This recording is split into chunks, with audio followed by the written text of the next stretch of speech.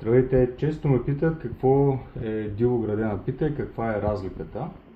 Тук съм ви донесъл от двете пити, за да видите разликата. Това е стандартното комплектоване на една рамка, като в нея се поставя телчета, върху телчетата се слага основа за градеж. Тази основа е парафинова и е направена от петролни продукти, при което не е много чисто. При биопчеларството се използва основа, която е направена от разтопен восък от биопчелин. По този начин се опитва да премахнат допира на петролните продукти до самия мед.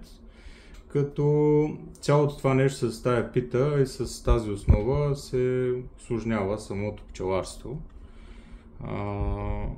и намалява възможността за подмяната на питата. Това е полезно за пчеличките.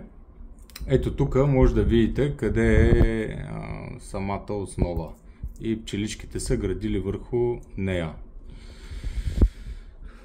Вместо да се занимавам с всичко това, да правя всички тези неща и да се мъча да си правя само основи и прочее, аз директно използвам див градеж, или по-точно слагам само рамката, без никакви телчета, без нищо, директно пчеличките се градят на нея. За да постигнеш това, трябва да подредиш кошера малко по-внимателно, да ограничиш пчелите да не могат да градят на напреки върху рамките, и накрая имаш един много хубав резултат. И самото нещо е полезно за пчелите, понеже тези рамки трябва да се сменят редовно, понеже когато снася вътре майката, остават такива ципишки, както виждате ето тук, и самата рамка потъмнява. Този начин се пренасят болести за пчелите и прочее. Премахвайки основите и всичко, печелиме, спестявайки труд, премахвайки боклуците от петролените продукти и помагайки на пчеличките вътре да се поддържа чистичко.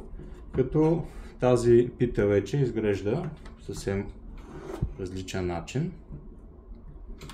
Като го отрежем това, може да видите какво хубаво далаче, чистичко, и няма тази дебелата лента вътре, всичко е изградено, абсолютно естествено.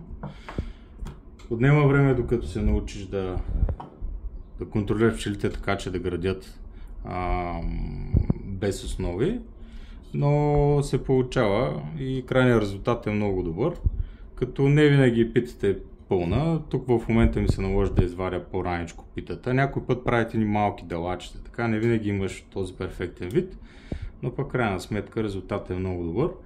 И другото нещо, което се спестяваш, е центрофуженето. Няма центрофужене, има само пресъване на меда и на самата пита.